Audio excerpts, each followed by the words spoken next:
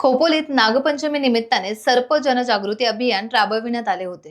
या अभियानाअंतर्गत नागपंचमी निमित्ताने सर्पाची माहिती व्हावी तसेच सर्पाबद्दल जनसामान्य नागरिकांमध्ये असणारे गैरसमज दूर व्हावे याकरिता सर्पमित्रांनी एकत्र येत सर्प जनजागृती अभियान राबविले। या प्रसंगी सापांची माहिती असणारे माहिती फलक लावण्यात आले होते। या निमित्ताने अनेक जण या ठिकाणी भेट देत आहेत। आज नागपंचमी निमित्त आम्ही शंकर भैरवनाथ मंदिर खालची खोपोली या मंदिरामध्ये आम्ही सर्प जनजागृती कार्यक्रम राबवण्यात आलेला आहे।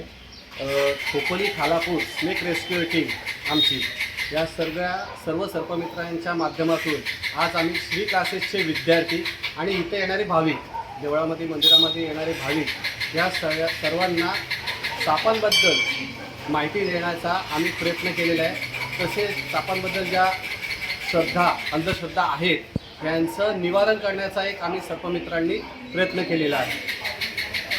आज आपल्या इथं सगळ्यात जास्त तर साप हे बिनविषारी आहेत। आपल्या इथं मुळात 4च साप विषारी आहेत।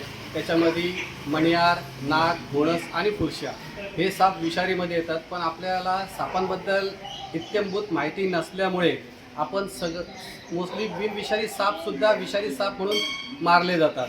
आता तुम्ही जसं विचारलं का सापाला, नागाला, शक्यतो नागालाच दूध पाजलं जातं, तर नाग हा मुळात दूध पिणारा प्राणी, सरपटणारा प्राणी नाही आहे।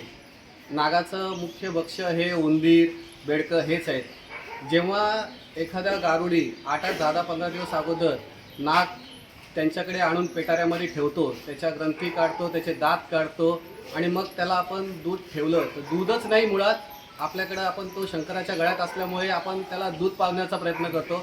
पण दूध सोडून जरी दुसरा कुठला पदार्थ ठेवलं तरी तो ते द्रव्य हे पाणी समजून पिण्याचा प्रयत्न करतो, कारण की तो भरपूर दिवस उपाशी असतो आणि असं केल्याने साप ते पिल्याने त्याच्या शरीराला ते सूट होत नाही आणि 8-10 दिवसामध्ये सापाला विशिष्ट प्रकारचे रोग होऊन साप मरण्याचे चान्सेस असतात। त्याच्यामुळे आपण सापाला दूध पाजून आपण कुठलं पुण्याचं काम करत नाही, उलट आपण त्याला मरणाच्या दारामध्ये नेऊन ठेवतो।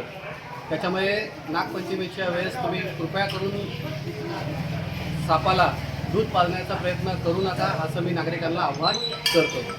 टाइम्स डिजिटलला लाईक करा, सबस्क्राईब करा, शेअर करा आणि बेल आयकॉन दाबायला विसरू नका।